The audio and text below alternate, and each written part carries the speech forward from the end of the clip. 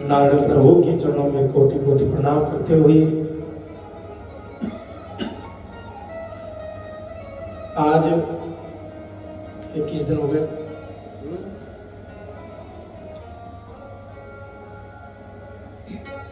ठाकुर जी की पावन कथा जो कि जीवन में कहा कि मंगलमय है, कल्याणमय है। कल हम लोगों ने कथा श्रवण की थी कलह और धर्मदत्त। कलह ने ऐसा पाप किया कि 3 योनि के लिए चित्रगुप्त ने श्राप दे दिया कि महाराज एक योनि नहीं 3 योनि में, और भी सारे चंडाल योनि। आज धर्मदत्त ब्राह्मण के द्वारा जो है तुलसी जल का छिटा लगा, जीवन का उद्धार हो गया, सुंदर देह प्राप्त हो गई, सुंदर दिव्य शरीर, और वाणी बोलने के पावर आ गई, वाणी में शक्ति आ गई। आज धर्मदत्त जी कहते हैं जब कलह ने प्रार्थना की प्रभु कि आप मेरा उद्धार कीजिए अपने पुण्य कर्म से, अपने तपोबल से, मुझे पता है कि आपके एक जल के चिटा मारने में इतनी पावर है, ताकत है, शक्ति है, तो आप मेरा उद्धार अवश्य कर सकते हैं। क्योंकि भगवान के निमित्त जो हम जल निकालते हैं, उसे तुलसी डालते हैं, गंगा जल डालते हैं, वो जल की ही बड़ी महिमा है। और अगर उस जल में अगर मंत्र बीच में हम ऐड कर दें तो उसका और ही अलग फल है।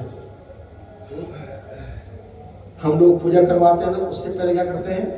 सबसे पहले छिटा लगाते हैं कि पवित्रा पवित्रो वा सर्वावस्थांगतो पिवः या स्मरे पुंडरीकाक्षं शवायाभ्यंतरा सची। अपवित्र पवित्रो वा, ये नारायण ये अपवित्र प्राणी है, इसको पवित्र कर दीजिए। मंत्र है सर्वा, कहा कि इसको अंदर से लेकर बाहर तक इसकी देह को शुद्ध कर दीजिए। क्योंकि वेद मंत्र बड़ी पावर है, बड़ी ताकत है, शक्ति है। ध्यान, हम लोग भले ही मंत्रों का छोटा मोटा ले लेते हैं, हल्के में ले लेते हैं। आजकल हर कोई मंत्र बोल रहा है? कॉपी का लेता हूं ध्यो शांति निरंतर शांति सुन सुन करके, लेकिन उसका महत्व ही पता ही नहीं है। एक बात ध्यान रखना कि गुरु मुख के बिना कभी कोई मंत्र मत बोलना कभी। हम ब्राह्मण को बुला करके इसलिए पूजा करवाते हैं कि ब्राह्मण ने एक उसको गुरुमुख के द्वारा स्वीकारा हुआ है, गुरुमुख के द्वारा उसका ज्ञान लिया हुआ है, और गुरुमुख के द्वारा जो मंत्र मिलता है ना, उसका फल भी जल्दी है।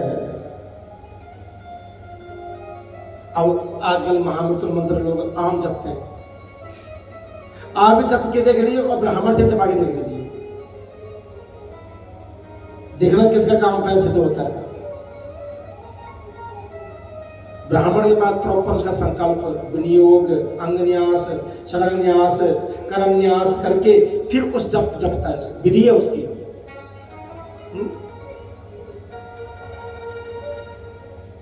जैसे क्या है, घर में हम खाना बनाते हैं, नॉर्मल सी बात है। अब एक हमने बर्तन में मसाले भी डाल दिए, टमाटर भी डाल दिए, प्याज सब कुछ डाल दिया उसमें, और खिचड़ी तैयार हो गई।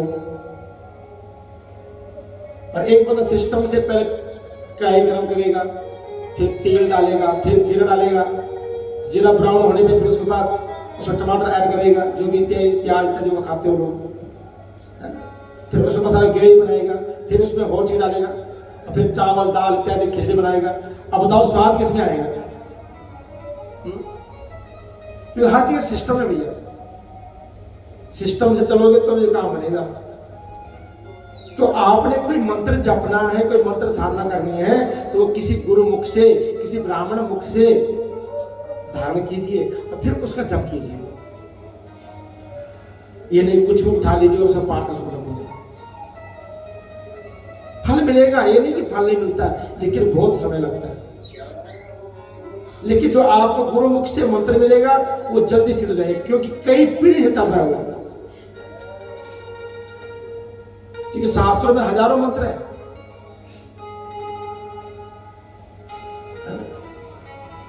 इसलिए ध्यान रखें कि मंत्रों का ऐसे कभी भी सुन के याद करके नहीं बोलना चाहिए।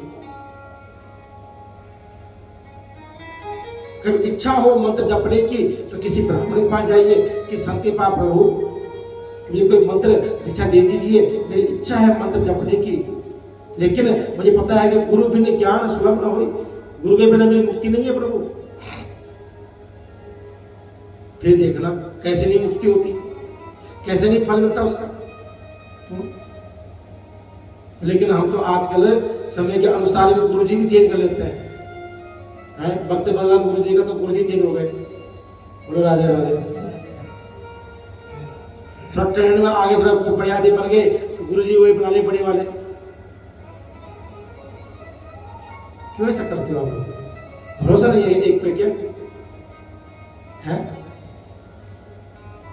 ये ध्यान रखना कि अगर आप लोग गुरु धारण नहीं किया तो कोई बात नहीं है, लेकिन बाल अवस्था से मां ने जब सबसे पहले बोले बेटा ये भगवान हमारे इष्ट देवता है, नहीं सभी का इष्ट देवता होता है, सभी का कुल देवता होता है, गांव वालों का ग्राम देवता होता है। भजो सबको लेकिन मानो अपने एक को। लेकिन हमारा सनातन इस समय इतना टूटा हुआ है, इतना बिखरा हुआ है, इतना उलझा हुआ है, इतना असमंजस से फंसा हुआ है कि ना पूछो, मुझे पता ही नहीं करना क्या है।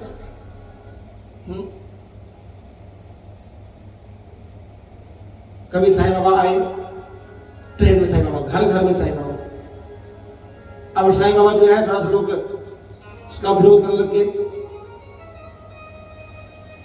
फिर आसाराम, फिर राम रहीम, फिर रामपाल, तो अभी तो वर्तमान में गुरु जी चल रहे हैं। घर घर में देखो बंदे का ब्रेसलेट गले में, हाथ में ब्रेसलेट गुरु जी का। क्या हमारे भोलेनाथ से सर पे विश्वास नहीं था? भगवान कृष्ण में विश्वास नहीं तुम्हें? महाभगवत में विश्वास नहीं है? अपने इष्ट आदि में विश्वास नहीं है? उसकी कभी उपासना नहीं की, लेकिन चमत्कार के पीछे भाग रहे हैं। पंडित जी शहर टपक वालों से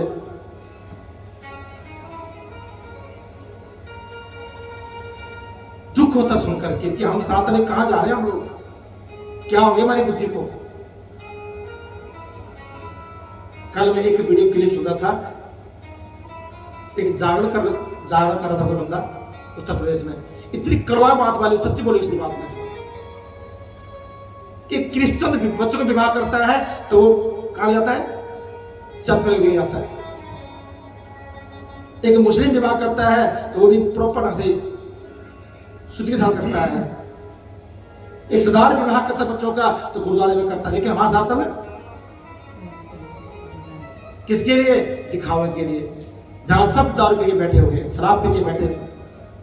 कई बार तो मैंने आपको बताया ना कि विवाह करना ऐसा होता है जैसे आत्मकाल हो गया हमें, कई बार की छोड़ दे उसका। बहुत दुख होता शादी टाइम पे। दुल्हे का बाप पी के बैठा हुआ, दुल्हन का बाप पे बैठा, कई बार मुंडा भी पी के बैठा होता है। और अब तो लड़कियां भी हो गई, शादी को खेल ना दिया। प्लस अब ब्राह्मणों की जरूरत नहीं है शादी ब्याह में, जा रहा ना ब्राह्मण रोड नहीं पड़ रहे, अब आ रहे हैं म्यूजिकल फेरे। अब पीछे मैं कुठारी उसमें था महाराजा ग्रैंड में, हमको बुलाया हुआ था, साथ में म्यूजिकल बंदे बुलाया अमृतसर से। मैंने क्या करेंगे, फेरे करवाएंगे, मैं कराओ फिर फिर मैं देखूंगा फिर तुम्हारे बताओ कि नहीं पढ़ेंगे मंत्र आपने बोलने वाला नहीं।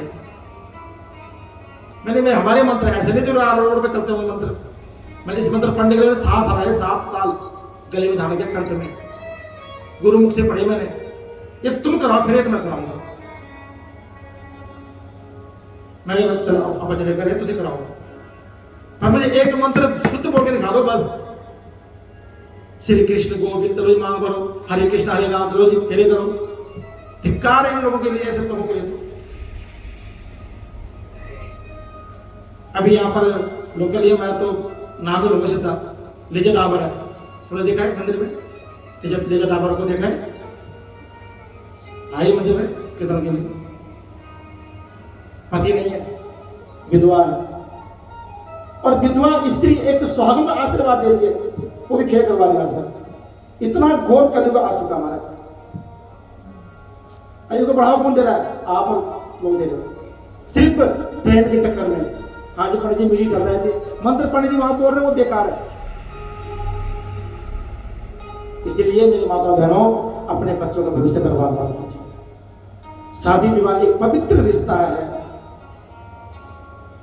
उसको फेरे को प्रॉपर जो मंत्र बने हुए हैं, अब जो मंत्र फेरे के वो फेरे के ही हैं, जो मंत्र यहाँ अभी पूजा कर रहे हैं पूजा के मंत्र है, हर चीज अलग अलग मंत्र बने हुए हैं। अब मैं कार्तिक कथा में भागवत सुनाऊंगा, आप बोले पंडित क्या सुना रहे?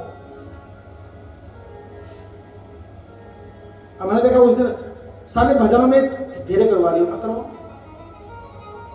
मैं कुछ नहीं मंगा, बैठ गया, राधे राधे अखा देखूंगा, मैं वापस से जाऊंगा, मैं फेरे नहीं कराऊंगा। सीधी सी बात है, क्योंकि मैं दूसरा टाइप का ब्राह्मण हूँ। कॉम्प्रोमाइज करने जाओ, करना ही है तो वहां करो, आज आने करना नहीं करना, स्वाभिमान को बड़ी चीज होती है। तो ऐसे हालात आजकल हो चुके हैं, बहुत बुरा हाल है हमारे सनातन का, हमारे हिंदू धर्म का। इसलिए बच के रहो जरा, ट्रेन में मत आओ, अपने इष्ट पे भरोसा रखो। एक नाव में बैठना सीखो, 10 नाव बैठोगे नैया पार नहीं होगी, ये पक्की बात है। हमारे पास हजारों मंत्र हैं, अलग अलग देवता के हैं, भगवती के हैं, दुर्गा के हैं, मां सरस्वती के हैं, लक्ष्मी जी के हैं, शंकर जी के हैं, हर 33 करोड़ देवी देवता का मंत्र है। लेकिन हमारा भी इष्ट एक ही है, हम सब उसका ध्यान रखते हैं। चाहे एक माला फेर ले, लेकिन पहले उनकी माला फेरते हैं, फिर वो काम करते हैं। ठीक है, अपमान किसी का मत करो। कहीं गुरुद्वारे से निकलते हो, मस्जिद से निकलते हो, चर्च से निकलते हो, वहां पर भी सर झुका के चले, लेकिन अपना इष्ट आराध्य, अपना गुरुदेव एक ही हो। ये विशेष आग्रह है, हाथ जोड़ के। तब 10 लोगों को आगे प्रेरित करो, इन जरा लोगों से बचो। यहाँ जाने में 1-2 ब्राह्मण हमारे और भी हैं जो म्यूजिकल फेयर कराते हैं, लेकिन प्रॉपर विधिवत कराते हैं, मंत्रवत कराते हैं।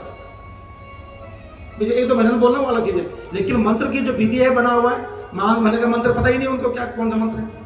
4 फेरे मंत्र कौन सा है, अग्नि की प्रतिमा कौन सी है, उनको पता ही नहीं है। बस सुन याद कर लिया जी, हाँ जी पहला फेरा जो है धर्म का है जी, दूसरा अर्थ का, फिर काम का।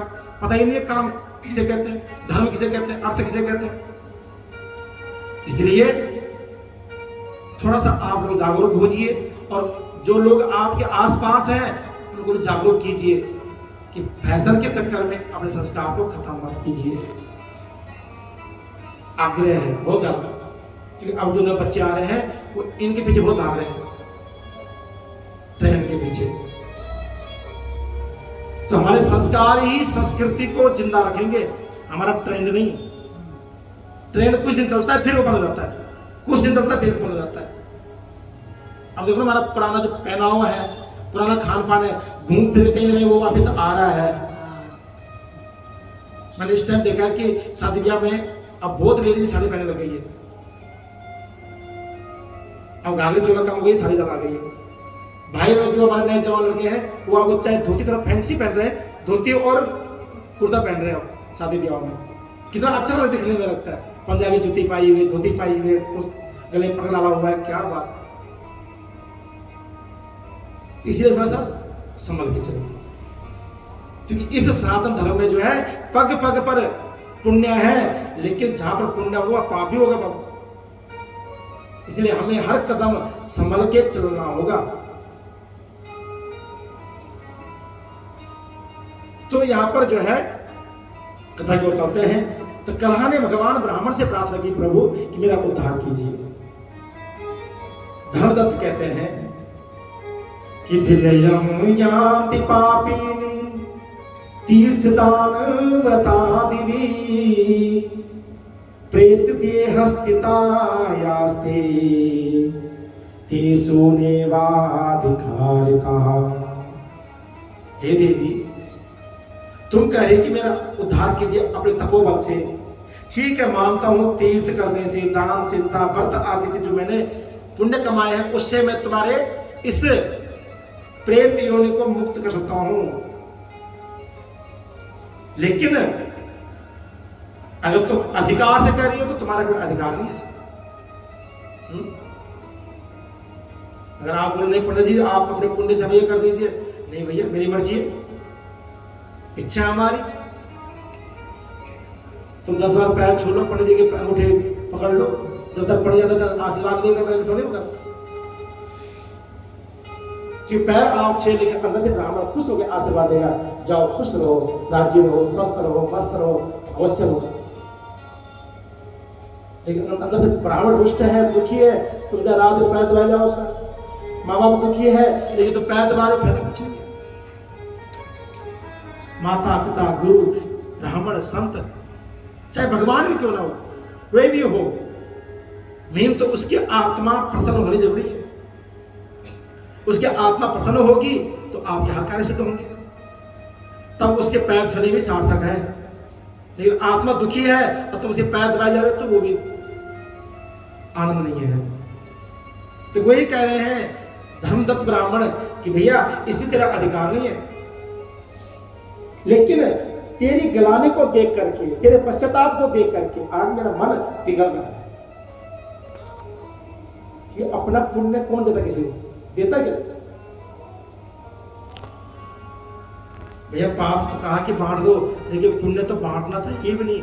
लेकिन ब्राह्मण एक ऐसा प्राणी है, संत ऐसा है कि जो अपने पुण्य कर्म दूसरों को बांट देता है। बड़े बड़े संत है ना, वो अपने पैरों में हाथ में लगा देते हैं। कभी देखना दूर से उनके पास बड़े होते बॉडीगार्ड इत्यादि, बस दूर से हमने देखे हरिद्वार में बड़े संत आम पब्लिक को आस पास नहीं आने देते, दूर से बस ठीक है गद्दी लगी हुई है। लेकिन ब्राह्मण एक ऐसा प्राणी है जिसका सारा जीवन ही यजमान के लिए है, सब कुछ यजमान के लिए। अब ये बताओ ना कि जो ब्रह्म गायत्री की उत्पत्ति हुई है ये किस लिए हुई थी? इसलिए हुई थी जब ब्राह्मण ने कहा प्रभु कि आपने सारा मंत्र वेद ब्राह्मण को दिया, लेकिन ब्राह्मण ने उस वेद मंत्र को सारे यजमानों के लिए अर्पण कर दिया। किसी का गृह प्रवेश, किसी का कुछ, सारे मंत्र उड़ेल दिए। ब्राह्मण के पास क्या रह जाएगा, उसकी ताकत क्या रह जाएगी? कुछ तो हो जिसके बल को खा सके। तब ब्रह्म गायत्री की उत्पत्ति की गई थी, जो आप लोग आम गाते हो। कई बार कहता ना लोग हमें, पंडित जी जब तो हमारा बच्चा गायत्री मंत्र बोल सुना, पंडित जी गायत्री मंत्र सुना, कभी नहीं सुनाना, ध्यान रखना। ठीक है याद करवाइए, लेकिन कोशिश करें उसको मुख के अंदर ही चढ़े। गायत्री मंत्र साफ लिखा हुआ, जिस दिन मुख के बाहर बोल दिया उसकी महिमा वही खत्म, वो निष्फल हो जाएगा।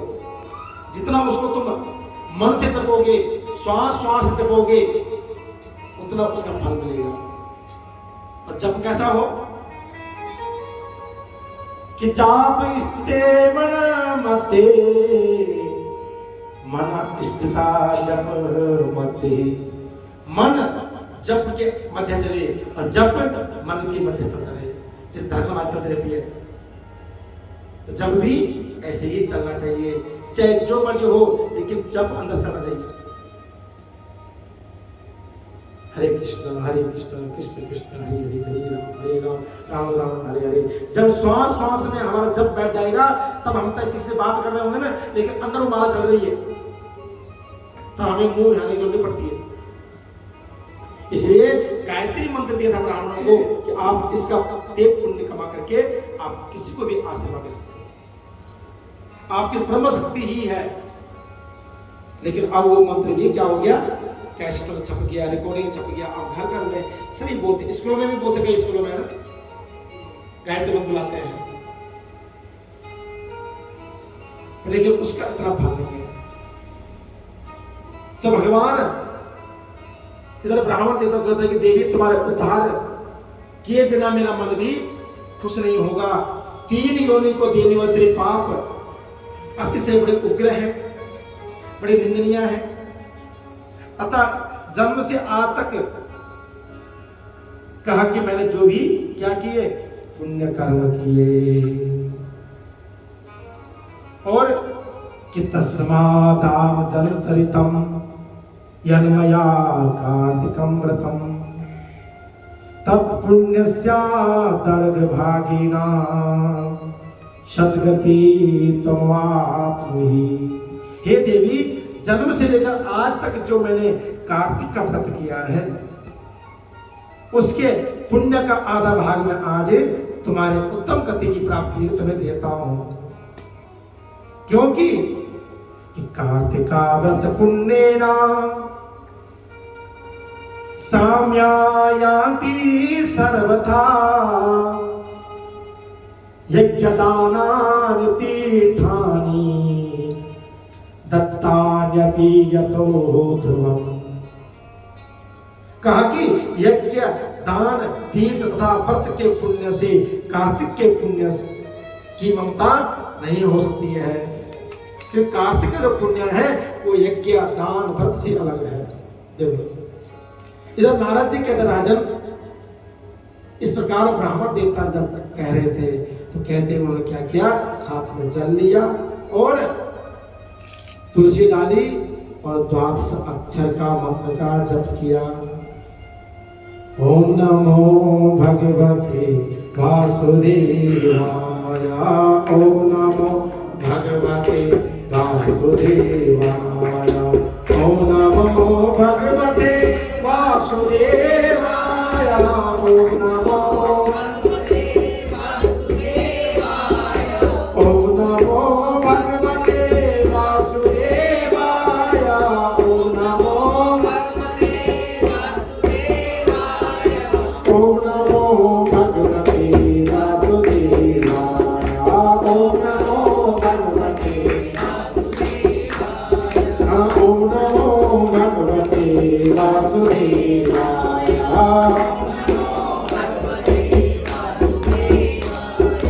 इत्युक्ताद्रदत्तोऽसि यावतामशेष्टा तुलसी मिश्रिता तोयेन त्वयानं द्वादशाक्षरम्।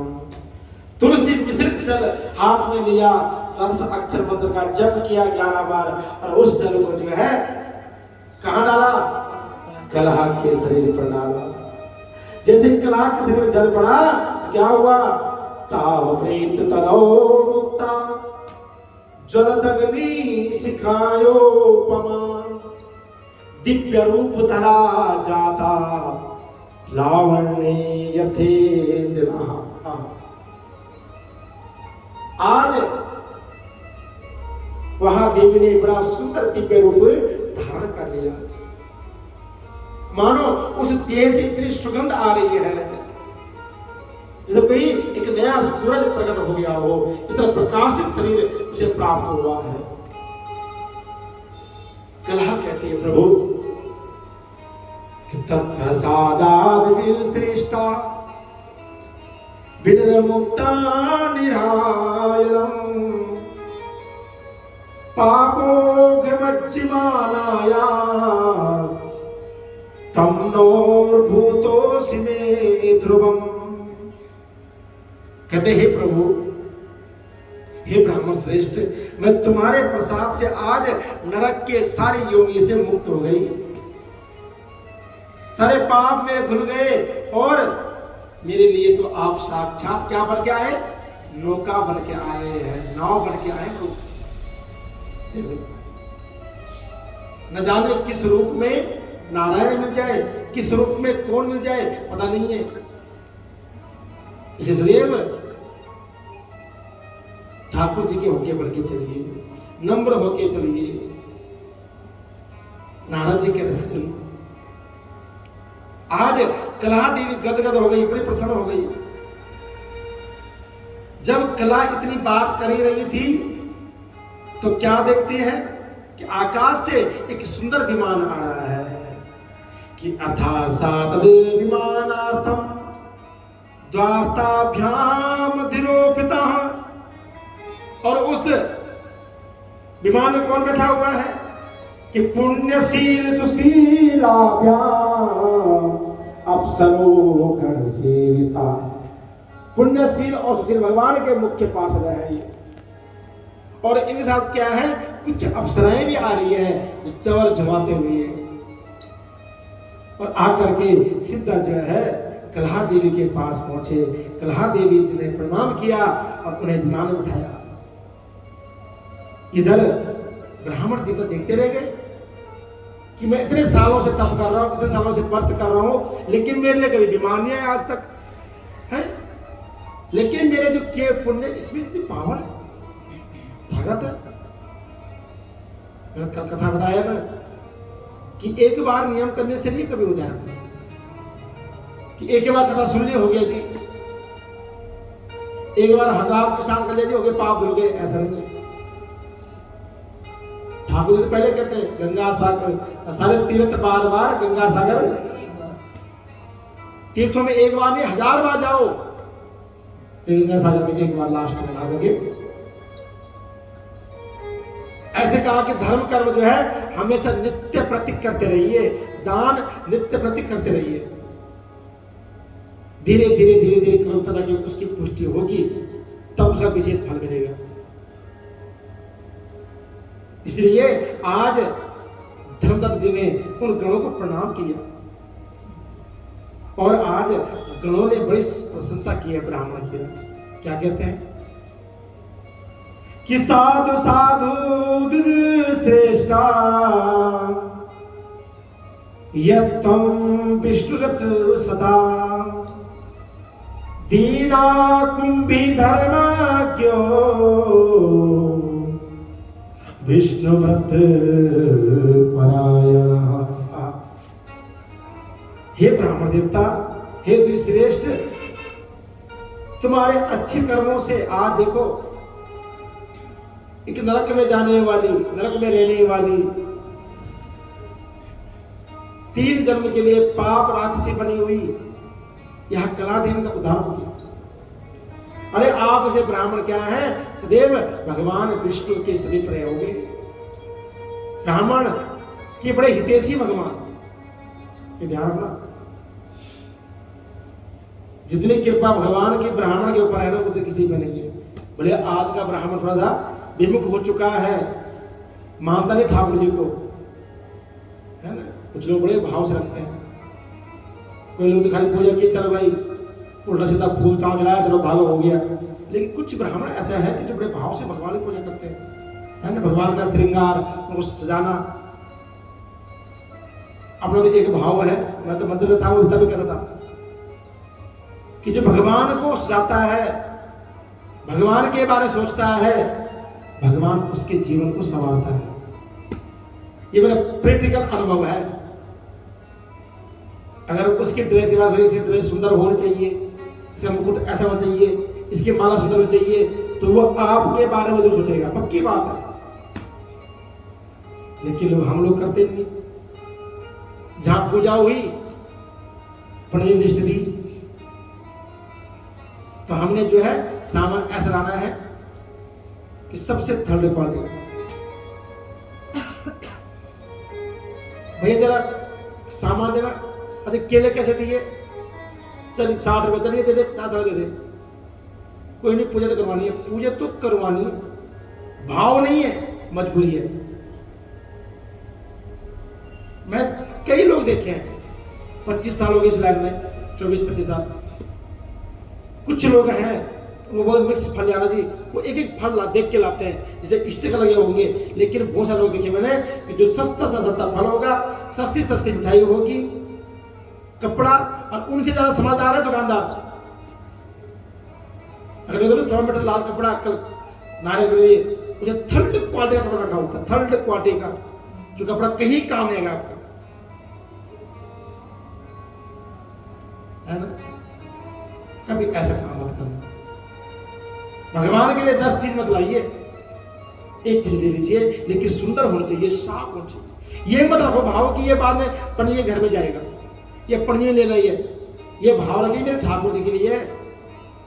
अगर ठाकुर जी ने हमें बड़ी गाड़ी दी है, बड़े बंगला दिया है, अच्छा ब्रांडेड कपड़े पहनने का मौका दिया है, तो क्या उसका अधिकार नहीं है? क्या ठाकुर जी ने अच्छे ड्रेस नहीं चाहिए हमें? बढ़िया से बड़ा ड्रेस उनके लिए लीजिए।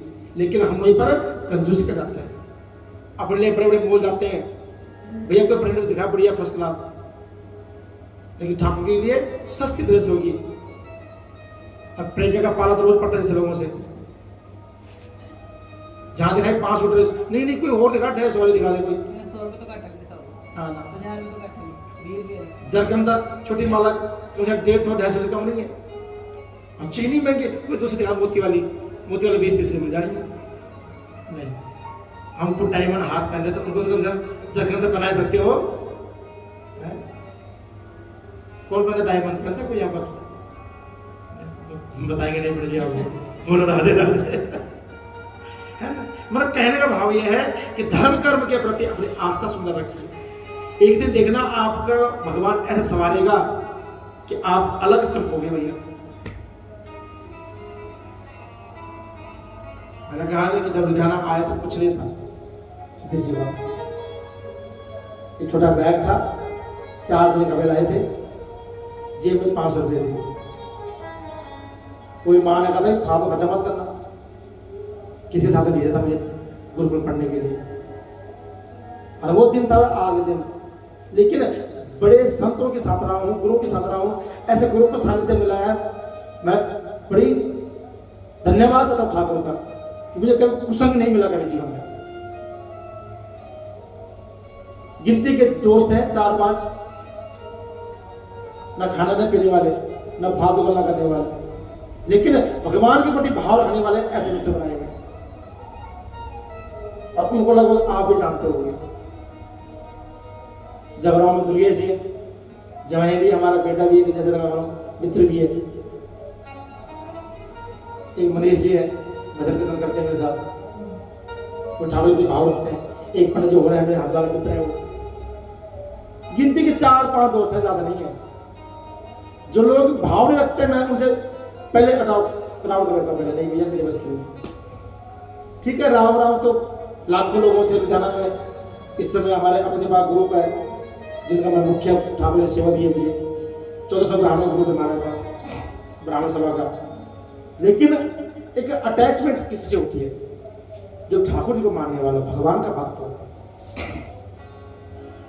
तो कहने का भाव है कि अगर तुम भगवान के बारे में सोचते हो तो भगवान आपके बारे में अवश्य सोचता है। हम कल भी ये कर रहे थे डिस्कस तुलसी ब्याह में लेकर के, कि तुलसी ब्याह हम कर रहे हैं, लेकिन सभी से ये आग्रह है कि कोई ऐसा सामान ना दे, कोई ऐसी सामग्री ना दे जो किसी काम में ना आए। पंडित जी क्या टाइम रख रहे हो? हमारा लास्ट दिन है, बोलो राधे राधे, जिसे सब फ्री होंगे उसे, बोलो बांके बिहारी लाल की। तो कहने का भाव ये है कि कभी भी हो, दान कहीं भी हो, ये नहीं कहता मैं कि मंदिर में कहीं भी, कोई भी घर में आ रहा कोई मांगने वाला तो उसको भी अच्छी चीज दान दीजिए। कोई फल देना तो बढ़िया साफ सुथरा फल दे दीजिए, किसी को पैसे देना तो साफ नोट दीजिए, फटा गला फटा हुआ नोट मत दीजिए, नहीं तो वो उल्टा आपके पास घूम करके आएगा और 4 गुना बढ़ के आएगा। ये ध्यान रखना, दान किया हुआ चतुर्गुना फल मिल जाता है। तो भैया आज गण श्रेष्ठ कह रहे हैं महाराज, आपने जो कर्म किया प्रभु वो सराहनीय है, और इससे क्या होगा, सदैव आप भगवान विष्णु के निकट रहेंगे। गण कहते हैं महाराज कि आवालवातम तेदा त्वया कार्तिका व्रतम कृतं तस्मात् धर्मादीना यस्या पूर्व संचितम। हे ब्राह्मण देवता, आपने बालकपन से आज तक जो भी कार्तिक का व्रत किया था, बालकपन से और आज तक जो व्रत किया था उसका आधा फल आपने क्या किया, कलह को दे दिया, और उसके 100 जन्म के पाप सब नष्ट हो गए। एक जन्म नहीं, देख लो यहां पर शराब 3 जन्म का मिला था, लेकिन पुण्य से सुशील कह रहे हैं कि 100 जन्म के पाप नष्ट हो गए आपके आशीर्वाद से, और इसके पूर्व जन्म के पाप तो स्नान से ही दूर हो गए थे महाराज। जैसे आप चिट लगाए इसके शरीर पर, इसके जो पाप थे पूर्व जन्म के वो तो ऐसे ही नष्ट हो गए थे। और जो हरि का जागरण जो तुमने किया है उसके फल से क्या है, इसके लिए विमान आया है साक्षात। जो जागरण किया आप लोगों ने किया, किसी जागरण कार्तिक के महीने में एक दिन किया किसी ने? उन्होंने कहा बहन जी गए थे पुलिस सर करके आए होंगे हैं, चकुल्ला ही की होगी भाई साथ एक दिन बैठ के। होता नहीं था भाई बहन बैठते तो कभी बार एक बैठ रहते कितना हुआ क्या है कैसे, पहले था अब नहीं, अब बहुत कम हो गया। अब लोग बहुत बिजी हैं, थोड़ा टाइम मिलता तो वो फोन में टाइम खा गया था। पहले लोग पूरी रात रहते थे बैठे हुए। हमें आज भी जब हम इकट्ठे होते सारे भाई बहन गाँव जाते हैं तो सारे पापा बोले थोड़ा फोन करो, तो पूरी रात बैठे रहते हैं।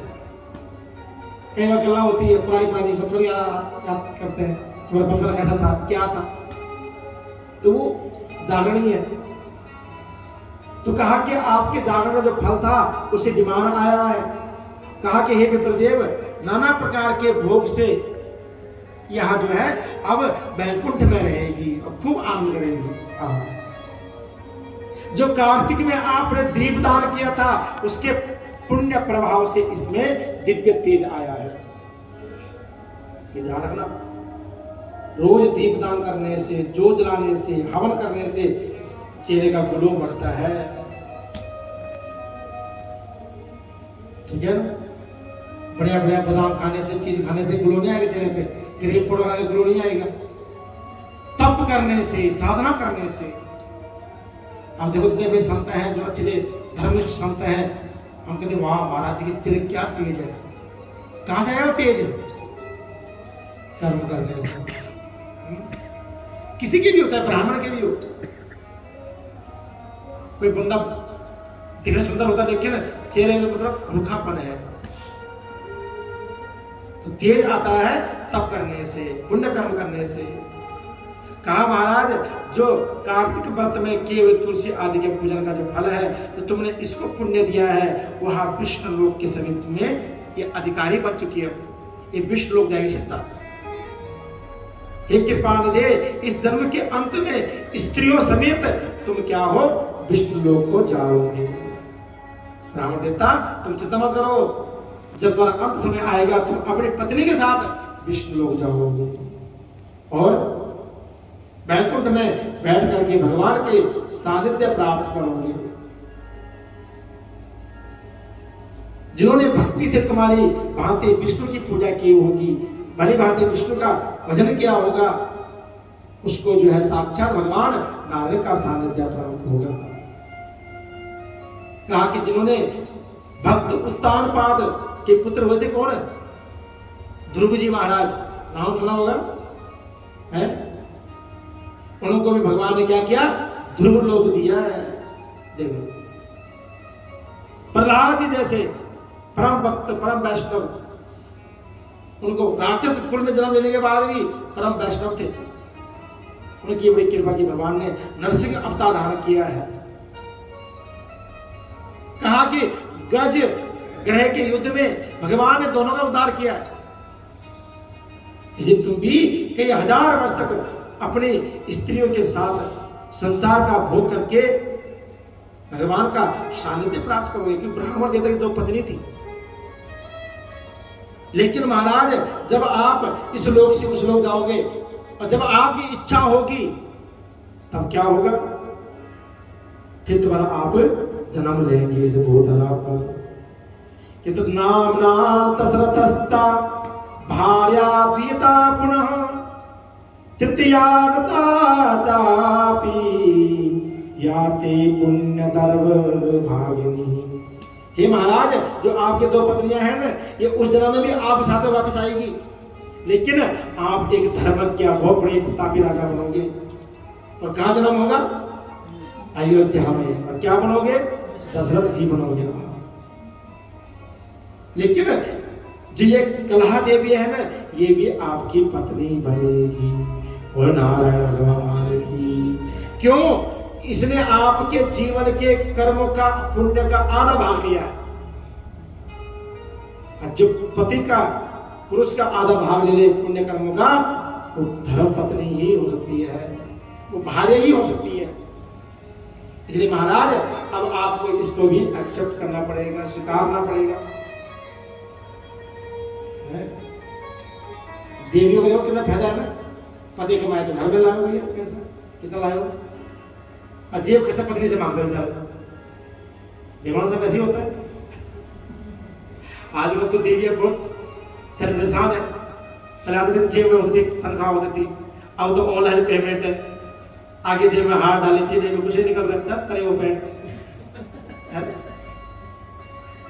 लेकिन पहले कहने में जेब से पैसे निकालते थे, छोटे मोटे देवियाँ पुण्य मार लेते लोग, जेब खर्च निकल जाए, अब नहीं निकलता है। अब तो गूगल पे, फोन पे हो गया, सब कुछ ऑनलाइन हो गई सेवा। तो वही जो है भगवान के पार्षद कह रहे हैं कि ब्राह्मण देवता जो कला है वो आपकी तीसरी पत्नी बनेगी। कहा कि ये महाराज आप धन्य है, आप भगवान विष्णु के परम भक्त हैं और उस जन्म में आप जो है परम सुख पा करके भगवान साक्षात तुम्हारे घर में पुत्र बन के आएंगे। देखो इतना बड़ा फल। और उस जन्म में आप भगवान के दर्शन करके, भगवान की सेवा करके आप मोक्ष को प्राप्त करोगे। एक जन्म का क्या कर्म अनेक जन्म बंदा खाता है। मैंने बताया ना आपको कि अगर आप घर में आज अच्छा ऐश्वर्य है, अच्छा धन है, अच्छा भाव है, अच्छे संतान है, परिवार है, ये कहीं न कहीं पूर्व जन्म का कर्म है हमारा। इस जन्म का नहीं है, ध्यान रखना। इज्जत अभी कर रहे हैं, अभी तो हम कोठरी भरी जा रहे हैं, इसलिए और अच्छा करो, और बढ़िया करो, ताकि इस जन्म मरण के चक्कर से हम मुक्त हो जाए, छूट जाए हम लोग। कि पुनर्जन्म पुनर्जन्म मरणम, बार जन्मना और मरण होना ये अच्छा थोड़ा नहीं है। कि मां के गर्भ में आना बहुत बड़ा पाप है। ये भी तो सबसे बड़ा नरक है मां का गर्भ, दुख है मां का गर्भ। इसलिए कोशिश ये है कि धीरे धीरे हम इस कर्म से, इन बंधनों से छूट करके बाहर निकले बस। और आज हम सब तुम लोग जितने भी हमें आए हैं, हम किसी न किसी बंधन में बन के आए हैं। कुछ उधार है हमारे ऊपर, किसी से हमें लेना है, किसी ने हमारा देना है।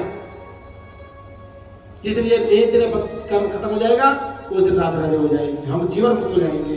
बोले बांके बिहारी लाल की जय, जय जय श्री राधे। इतना कह करके जो है आज पुण्यश्री कहते हैं महाराज ब्राह्मण देवता, तो आपके आशीर्वाद से और आपके पुण्य कर्मों से कलहा देवी अब सीता भगवान के सानिध्य में और भगवान के समीप रहेगी और वही आनंद लेगी जीवन का।